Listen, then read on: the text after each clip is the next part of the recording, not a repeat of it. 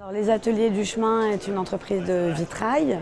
Nous avons repris l'entreprise avec ma sœur. Nous sommes la 6e génération de verriers dans la famille. Mon grand-père, dans les années 50, au début des années 50, a créé les Ateliers du Chemin. Ma mère a repris ensuite l'atelier avec son époux, mon père. Et on a repris l'entreprise aujourd'hui avec ma sœur, depuis 2 ans maintenant définitivement.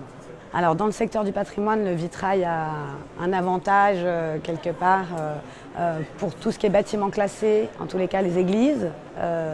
Depuis la séparation de l'église et de l'État, l'État doit le clos et le couvert aux églises classées ou à l'inventaire en tous les cas. Donc il y a eu des commandes publiques importantes avec de la création. Ça c'est quand même assez agréable. Et puis aujourd'hui, malgré tout, dans les bâtiments civils qui sont classés, il y a quand même beaucoup de chantiers et de restauration et de restitution. Et on travaille aussi dans la décoration finalement, même dans des bâtiments classés.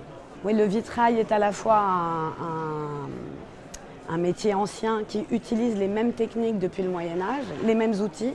Peu de choses ont évolué, mais on s'est aussi adapté finalement pour faire du vitrail un art vivant qui évolue, qui s'inspire des tendances ou des goûts d'aujourd'hui, en adaptant ou en modifiant légèrement des techniques anciennes et les amener à des techniques plus contemporaines ou plus innovantes. Alors quand on travaille dans le cadre d'une création contemporaine dans un bâtiment classé, soit on accompagne un artiste, ou alors on travaille avec un designer ou un architecte qui est lui-même créateur, mais qui peut parfois nous demander d'être créatif et de proposer la création.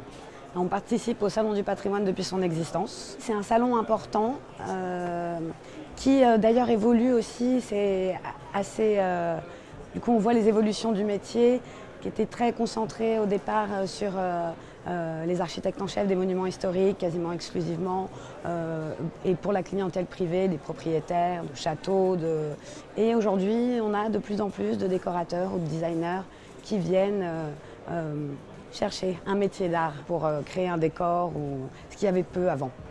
L'intérêt pour le patrimoine et cette espèce de mode sur le patrimoine aujourd'hui est extrêmement important pour nous, évidemment, parce que c'est un sujet d'échange et de communication et de valorisation de nos métiers qui est extrêmement important.